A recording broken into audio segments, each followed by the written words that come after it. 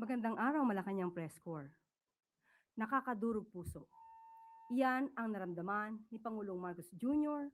sa pangyayari sa Tacloban kung saan may mga kabataan na nagbuwis ng buhay para masagip ang ibang kamag-aral. Mga kabataan ang nabibiktima at mga kabataan din ang nambiktima. Walang katumbas ang buhay ng isang tao. Pinapahalagahan ng Pangulo ang bawat buhay ng ating mga kababayan.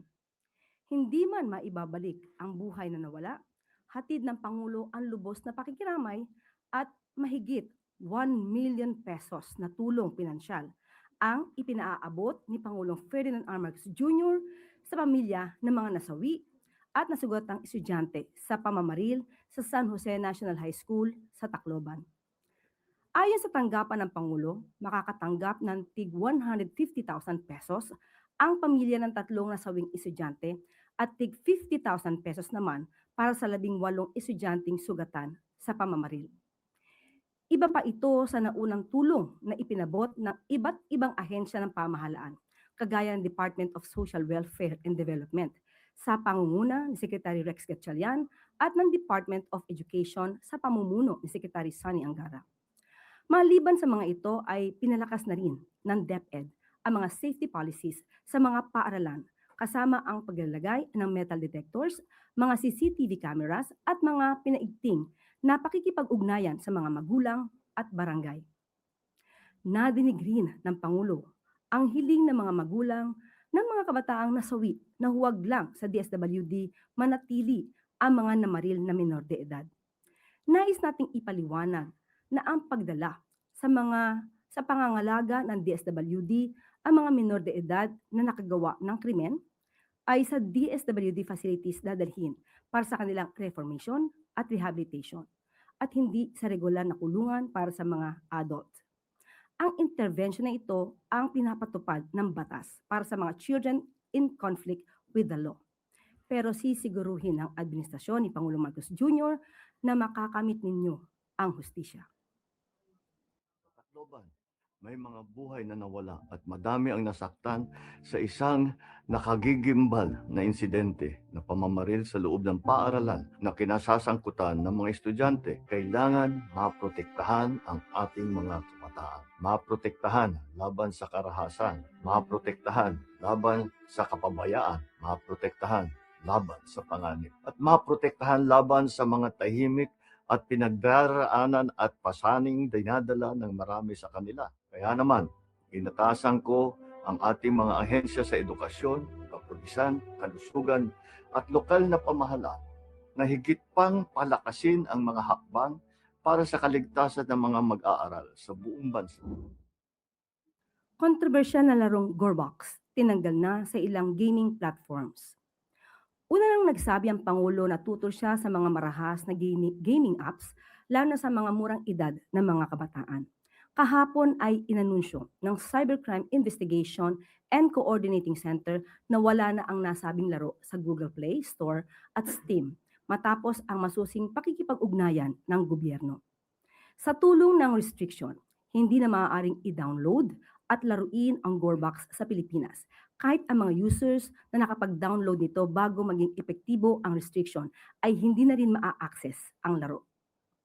Ikinalugod naman ng DICT ang mabilis na aksyon ng Google at Steam na makipagtulungan sa pamahalaan upang isulong ang mas ligtas na online environment para sa mga kabataan.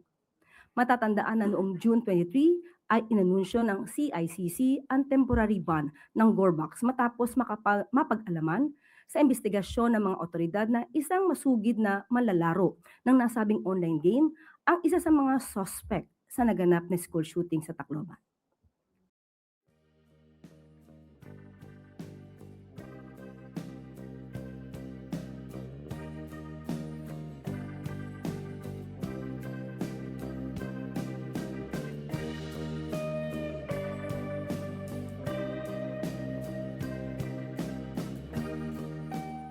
Si Pangulong Ferdinand R. Marcos Jr. ngayong araw upang masiguro ang kapakanan ng taumbayan at mapanatili ang kapakanan at kaayusan ng bansa.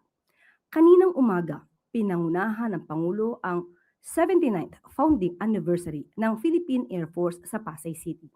Sa kanyang talumpati, hinikayat ng Pangulo ang lahat ng kasapi ng PAF na ipagpatuloy ang pagiging profesional, disiplinado at tapat sa kanilang tungkulin na pagtatanggol sa sambayanan at sa demokratikong institusyon ng bansa.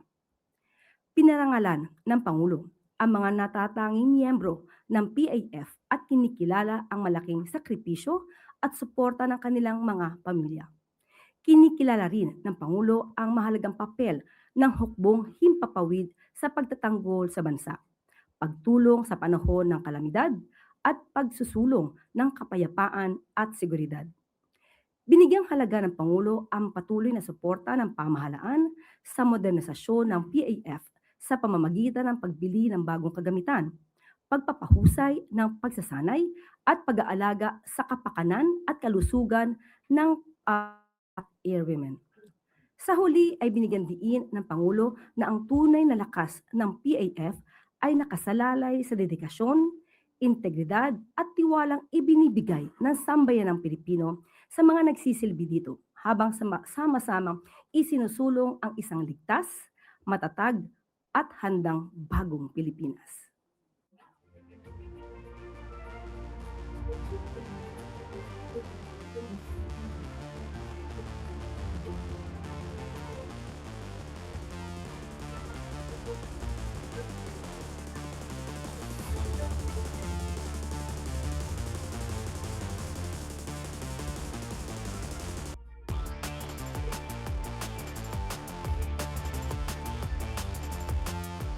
At maaari na po akong tumanggap ng inyong mga katanungan.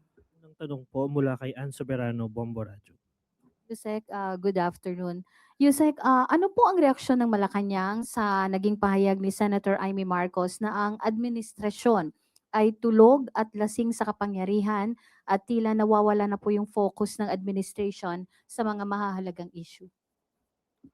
Napanood po natin mismo, personal, ang nasabing pagsasalita at pagtatalumpati ni Senator Amy Marcos sa INC rally kagabi.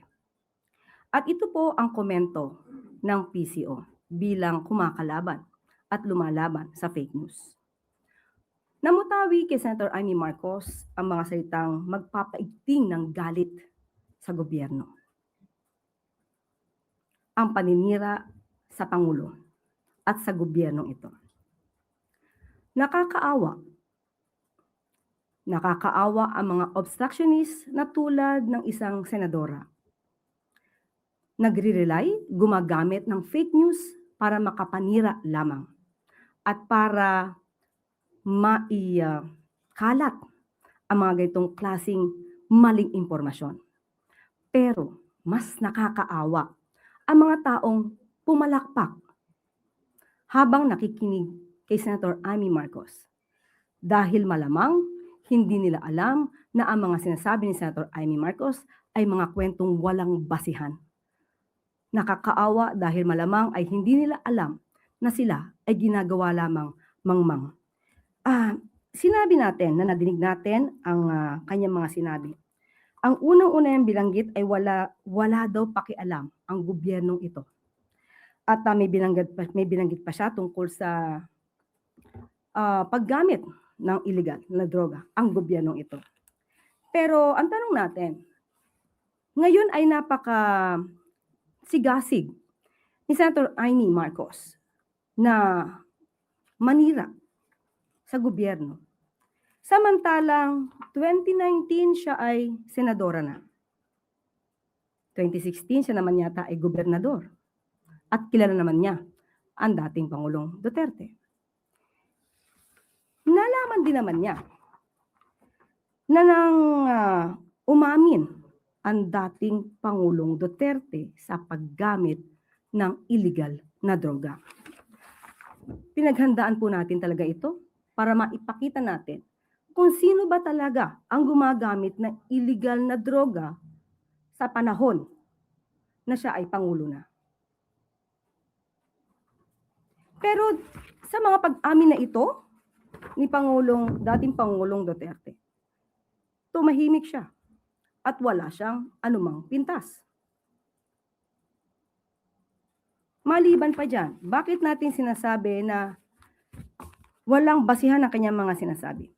Dahil pinag-iigting niya ang galit sa mga farmers at mga mangingisda na mga kababayan natin at sinasabing walang tulong na pinapaabot ang gobyerno.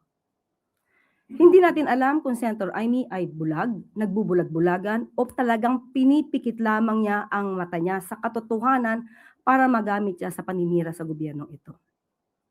Marami na po ang naipaabot na tulong ang ating gobyerno, lalong-lalo na sa ating mga magsasaka at sa mga mangingisda. Ilan lamang ito sa ibibigay ko sa inyo na mga ebidensya. June 30, 2026, 186 Pangasinan fisherfolk received livelihood grants. Bago lamang po ito. So nakakataka kung bakit hindi po yata updated si Senator Amy Marcos sa mga pangyayari, sa mga programa ng gobyerno. At April 12, 2026, PBBM strengthens support for farmers and fisherfolk. So ano po ang kanyang basihan sa pagsasabing hindi tumutulong ang gobyerno sa mga magsasaka at sa mga mangingisda natin? At ito pa po, June 12, 2026, PBBM Food Assistance Program reaches 703 Camiguin farmers, fisherfolk. So hindi po ba mas nakakaawa ang mga taong nakikinig sa kanya? Dahil kung hindi magkakaroon ng pagsusuri ang mga nakikinig, ay talagang mananatili silang mangmang sa katotohanan. At meron pa po siyang nasabi patungkol sa nagkukunwaring hindi nakikita ang sambuntong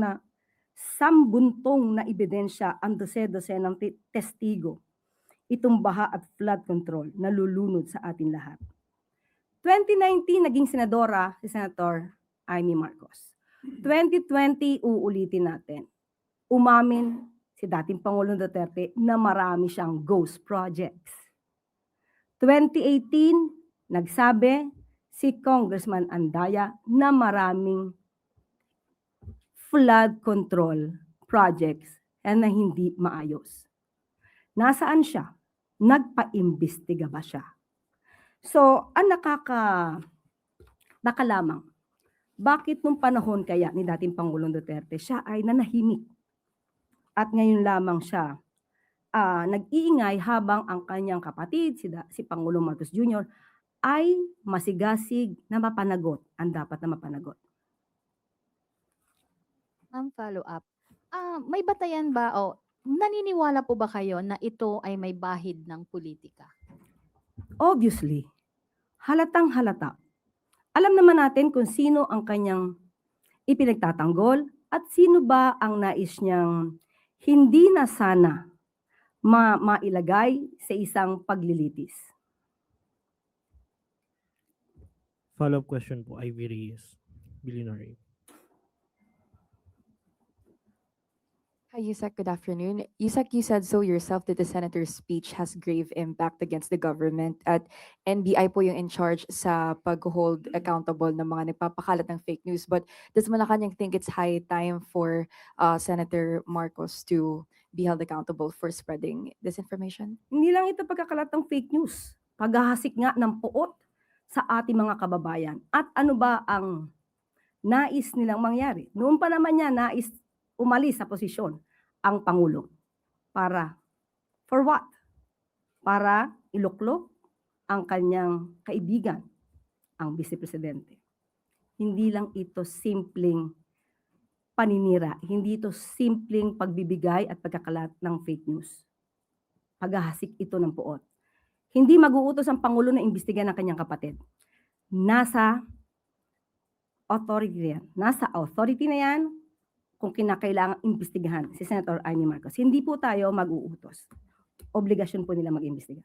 At may reaction po ba ang Pangulo? Narinig po ba niya yung sinabi ng kapatid niya?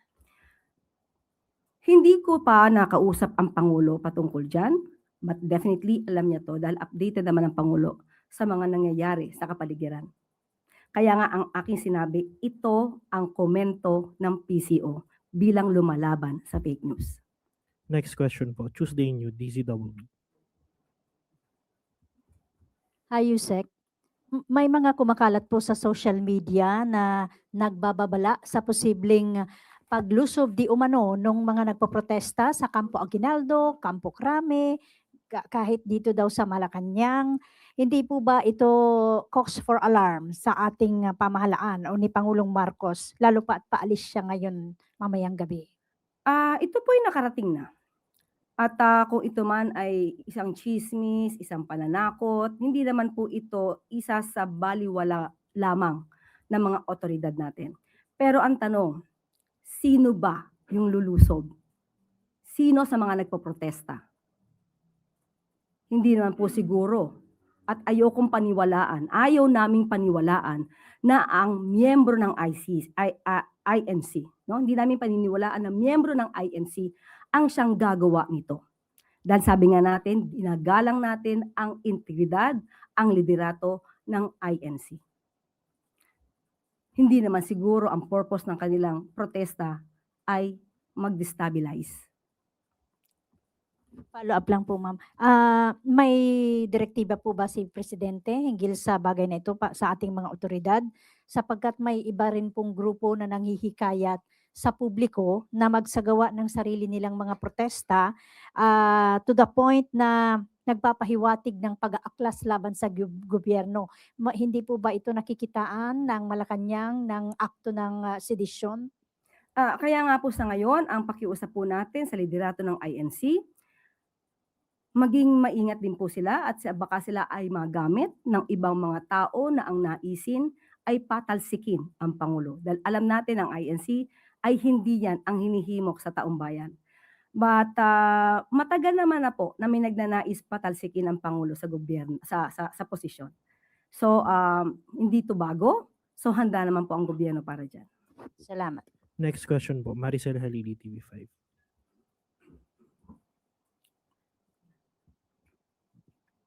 Good afternoon po, Yusek.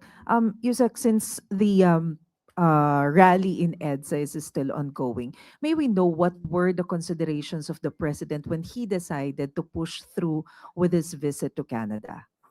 Naniniwala po kasi, muli, naniniwala po ang Pangulo sa liderato ng INC na sila ay nagkaroon ng rally o sinasabing protesta para itaguyod ang transparency, accountability, at hindi po iyan isasabaliwala ng Pangulo dahil yan din po ang nais ng Pangulo. Kaya nga po siya nagpapaimbestiga dahil kanya pong pinapaigting ang transparency at accountability. So kung ito po ang nais ng INC, matagal na po itong ginagawa ng Pangulo. Pero ang patungkol po siguro kay Senator Marcoleta ay hindi po makakatugon ang Pangulo patungkol dyan. Dahil iba pong usapin yan at ang kaso naman o ang reklamo na iniharap sa kanya ay hindi na po hawak ng ehekutibo. Hawak po ito ng ombudsman. So the president does not see any reason to cancel his trip. Kasi matagal na rin po itong nakaschedule at kailangan din po niya magtrabaho. Hindi po kasi siya pwedeng pahintuin lamang na mga bulong-bulungan na merong lulusob sa Malacanang, na merong gagawa ng destabilization. Hindi po magpapahinto ang Pangulo sa kanyang pagtatrabaho para sa taong bayan. Pero iginagalang natin ang liderato ng INC at hindi tayo naniniwala na sila ang magiging nasa likod ng destabilization. And ma'am, what are the gains that we expect to get from the visit of the president? Opo, hiningi ko na po ang mga highlights na mangyayari sa Canada mula sa DFA. At ito po ang maibibigay namin sa ngayon. Unang-una po, ang pagbisita po ng Pangulo sa Canada ay para mas paigtingin pa ang magandang relasyon sa bansang Canada. At nanatiling masigla at matatag ang samahan ng Pilipinas at ng Canada. May ilang mga formal frameworks of cooperation at iba't ibang kasunduan ang inaasahang ilalabas sa pagbisita ng Pangulo lalo na sa mga area ng energy, natural resources, trade and investment, labor and migration, tourism, culture and the arts. Nakatakda rin ang dumalo ang Pangulo sa iba't ibang business meetings at private sector engagement, partikular sa pakikipagpulong ng Pangulo sa economic players ng Canada sa larangan ng mining, IT, and business process management, telecommunications, nuclear energy, and financial services. So, ito po ang mga maaaring maganap sa pagpunta ng Pangulo at pagbisita sa bansang Canada. Sorry, last na lang po. Sino po yung makakasama ni Presidente papunta dun sa Canada and who will be the caretakers? Bukas po namin ma-i-announce. Rather, siguro maybe later. Later ko ibibigay sa inyo yung mga caretakers na magbigyan ng kanilang mandato. Next question po, Samuel Medinilla, Business Mirror.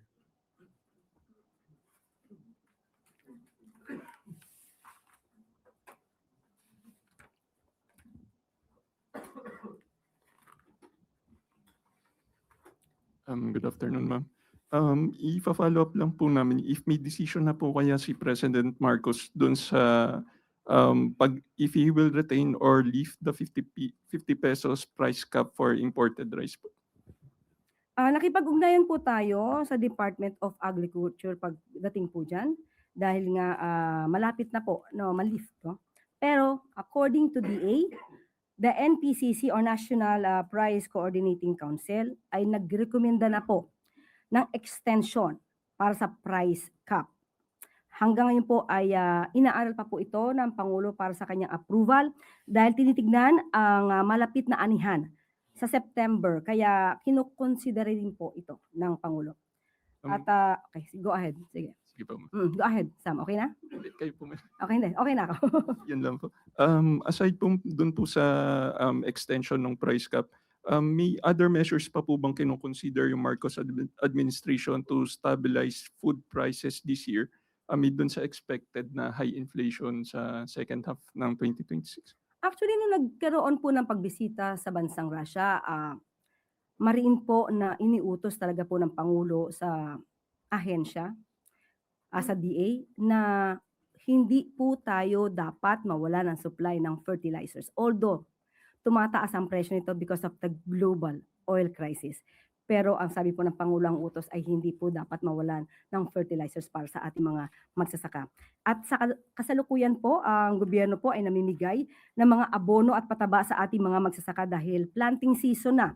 So mas mababa ang cost production nila, which will mean lower po ang cost ng palay once harvest season. So matutuloy rin po ang paggawa ng mga post-harvest facilities and cold storages na makakapagpababa ng food waste natin. Last na lang, ma'am. I-clarify ko lang po, na-mention po nila na pinag-aaralan pa po ni President yung possible extension ng price cap. Sa ngayon po, ano po yung status ko? Parang ongoing pa rin po bang magte-take effect yung 50 pesos price cap? Or temporarily lifted po muna siya until makapag-decide si Pangulo dun sa Hindi po natin na itanong ang magiging sitwasyon na ganyan, pero sa aking pagkakatingin ay hindi siguro hihintayin na matapos yung araw at magkakaroon naman ng desisyon ng Pangulo. Thank you. Thank you po, ma'am. Next question po, Alvin Baltazar, Radyo Pilipinas. Yusek, good afternoon po. Yusek, anong nakikitang win-win solution ng Malacanang para the soonest possible time bumalik na sa normal yung sitwasyon doon sa EDSA? Bago po kasi magkaroon ng win-win solution, ay dapat natin malaman ano ba talaga ang nais ng mga nagpoprotesta. Unang-una po, binanggit ko na kanina, ang gusto nila ay transparency, accountability. Hindi naman po ito bago sa Pangulo at sa administrasyon na ito. Ginagawa na ito bago pa po nangyari ang rally na to. Kung sabi ko nga, kung patungkol naman po kay Senator Marcoleta, kung nais po ba nilang hindi makasuhan, hindi po ako makakasagot. Kasi may ongoing po na pag-iimbestiga at mahirap i-compromise. Dahil kung i-compromise to ng ombudsman, mawawalan po ng kredibilidad ang ombudsman. So dapat lamang po natin hayaan ang proseso na umandar at hayaan po natin ang ebidensya ang magsabi kung dapat makasuhan o hindi. Sige po, Yusek. Follow-up question po, Clay Pardilla, PTV.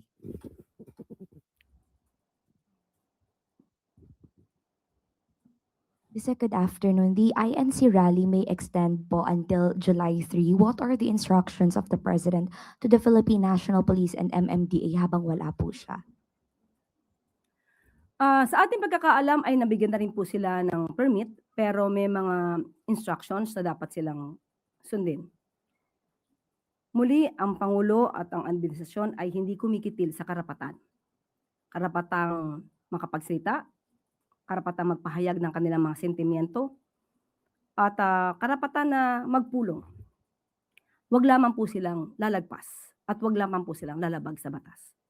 At ang PNP po, ang pinapairal ay maximum tolerance. So huwag po sana nila ring i-provoke ang ating mga miyembro ng kapulisan. Next question po, Rafi Ayeng, Daily Tribune. Good afternoon po. Ma'am, marami lang po ang nagtataka na Sino-sino ba nagtataka? marami po sa over social media makikita niyo po sa mga comments, 'di ba? Na why Senator Marcoleta at ito po ang sinisigaw rin ng mga INC members na selective justice. At kamusta na po ang gumugulong bang kaso ni House Speaker Martin Romualdez na isa sa mga inaasahan nilang makasuhan? So, pag sinabi po ba natin selective justice, kasi sinasabi nila mas nauna pa si Senator Marcoleta, ibig po ba silang sabihin, okay lang na mahuli, basta pwedeng makasuhan? O mas gusto nilang wag na makasuhan? Kung sino daw po ang dapat kasuhan na dapat managot ay dapat ngang managot. Pero po kasi remember si dating Representative Saldico po kasi unang binanggit ang pangalan ni dating House Speaker Romualdez. Pero hanggang ngayon po ay hindi pa po siya nakakasuhan ng non-bailable na plunder. Okay, ganito po yan. Yung patungkol po kasi kay Senator Marcoleta, hindi naman po niya kasi makakaila na sa kanya po nanggaling lahat ang mga admissions. Yung pagtanggap niya ng 75 million pesos. Siya ang gumamit. Siya ang nakinabang, bigay ng 3 niyang mga kaibigan. At the time, wala pa pong campaign period na kanyang tinanggap. At the time na tinanggap niya ito, siya ay congressman. Lahat ng ito po ay hindi naman galing sa pag-iimbestiga. Lahat ng ito ay galing sa sarili niyang pag-admit, pagpapatotoo. Kaya po siguro, hindi ko po gustong maging spokesperson ng ombudsman. Dahil meron naman po silang spokesperson. Pero ang makikita lamang dito ay hindi na kailangan pang lumalim ang pag-iimbestiga sa kaso ni Senator Marcoleta. Dahil nandyan na, nalatag na, siya mismo nagbigay ng mga ebidensya laban sa kanya. Hindi po tayo ang abogado ni Senator, or rather ni Speaker Romualdez. Pero kung sinasabi nilang nahuhuli, nadinig po natin mismo si Ombudsman na kinakailangan nilang pagtibayin ang ebidensya laban kay dating Speaker Romualdez. At kung sinasabi nila na nagsalita na si Saldico, bilang abogado, kahit magsalita ng ilang beses si Saldico, pero wala sa Pilipinas. Hindi niya pinatototohanan. Wala siyang affidavit. Hindi siya natatanong. Hindi po tatayo sa korte ang ganitong klaseng pagsasalita. Kahit po nga may affidavit, gusto ko po itong liwanagin sa lahat kahit may affidavit na ibigay ang isang tao bilang witness sa korte. Pero yung tao na yan ay hindi sumipot on the day of the hearing. Mananatili lamang pong hearsay ang kanyang affidavit dahil hindi po magkakaroon ng pagkakataon na siya ay matanong at ma-cross-examine. So ganyan po kahalaga ang affidavit and at the same time, yung presence ng tao para siya ay matanong. Yes po. Speaking nga po, si Saldico, nasa na po siya at ano po ang latest na report sa inyo sa Malacanang? Hindi ko pa po natanong. Pero may bibigay niyo po sa mga susunod na araw. Itatanong ko po sa kanila. Thank you po. Huling magtatanong po, Luisa Cabato, Inquirer.net. Good afternoon po, Yusek. Nag-reach out na po ba yung INC directly sa Palace para iparating yung pinaglalaban po nila sa rally? And since may possibility nga po na ma-extend hanggang July 3 yung rally nila, which will result sa more inconvenience sa mga dumadaan sa EDSA and nearby areas, mananawagan ba tayo na itigil na nila itong rally na to? Sa ngayon po ay wala sa ating ipinapahatid na anumang impormasyon kung nag-reach out ang INC sa Pangulo para ipahatid ang kanilang mga saloobin. Sabi nga po natin, kung ang kanilang saloobin ay tungkol sa transparency and accountability, na dinig po yan ng Pangulo at hindi po yan magiging suliranin dahil ginagawa na po yan ng Pangulo. Kung meron pa po silang ibang hiling, di po natin alam, so ayoko pong mag-speculate on that. At kung aabot hanggang July 3, so ang pakiusap lang natin, hindi naman sila pipigilan, wag lamang silang lalabag sa batas at wag silang magsilbi at maging daan para sa isang destabilization. Yun na pong huling tanong, Yusek. Back to you. Maraming salamat. Mga residente ng 2 barangay sa Agno, Pangasinan, ligtas ng makakatawid sa tulong ng bagong steel bridge. Alinsunod sa utos ni Pangulong Ferdinand R. Marcos Jr. na pabilisin ang pagpapagawa ng mga infrastructure projects sa bansa, maliit man o malaki. Tinutukan ng DPWH sa pangunguna ni Secretary Vince Dizon ang tulay na nagkokonekta sa Barangay Bangan Oda at Barangay San Juan sa bayan ng Agno sa Pangasinan. Ganap nang napapakinabangan ang steel bridge sa loob lamang ng 45 araw na construction. Kung noon ay araw-araw na nagtitiis ang mga residente sa tagpi-tagping tulay na gawa sa kawayan, ngayon ay mas ligtas na silang makakatawid gamit ang bago at mas matibay na steel bridge. Ramdam naman po ng mga residente ang serbisyo ng tulay sa kanilang mga komunidad dahil mas stable na ito dahil sa mas matibay na konstruksyon at materyales. Mas malaya at ligtas nang makakatawid sa ilog ang mga residente, lalo na sa mga estudyanteng papasok sa eskwela. Pag may naningil dito, papakulong ko. Ganda, oh. Go-goodbye na kayo sa bridge, ha? Pag umulan ng malakas, bumagyo, sigurado, sirato. Mga bata dumadaan dito. Lahat po, mga estudyanteng maliliit, dyan po kami lahat dumadaan. Kung matibay, oh. Ibay na, sir. Gano'n kabilis ito ginawa? Isang buwan? 45 days. Kaya pa lang ganito, no? Di ba ikaw ang dumaan dito na may patay, di ba? Opo, sir. Nanay ko pa nga po yun, sir, yung namatay po noon na sinakay namin sa bangka. Konting magasakit lang, di ba? Pero yung magasakit ba na alam natin yung hirap na dinadaanan ng 2 barangay dito, dapat i-prioritize din natin. Maraming salamat po, sir. Mabilis Dahil lang. pinupunan niyo po Oo, syempre. kahilingan, sir. Salamat naman at natapos na ito. Maraming pakinabang, lalong-lalo na ng mga bata. Talagang sabi ni Pangulo, kailangan bilisan natin yung pagpapagawa niyan. Hindi lang naman yung mga malalaki ang infrastructure ang importante. Pati yung mga footbridge na ganito na ginagamit ng mga kababayan natin. Maraming salamat, sir. Yan po ang ibang mga proyekto ng Pangulo, kaya sana po sa mga nagsasabing natutulog ang gobyerno, kayo po ang gumising. Good news po para sa ating members ng Government Service Insurance System o GSIS. Mayroon pong nagbabalik. Alinsunod sa direktiba ni Pangulong Ferdinand R. Marcos Jr., ginawa ng mas pinalawak, mas pinadali, at mas pinalaki ang balik ginhawa 2 ng GSIS para sa mas marami pang miyembro at pensioners na mapapakinabangan. Sa ilalim ng programa, refund na katumbas na ng hanggang 6 months qualified loan amortizations, saklaw ang payments mula December 2025 hanggang May 2026. Maaari ring mag-avail kahit may arrears basta't hindi pa due and demandable ang inyong mga loans.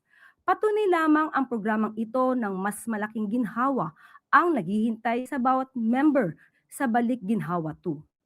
Para sa karagdagang impormasyon, bisitahin lang ang website ng GSIS at mag-apply sa nagamit ang GSIS Touch app.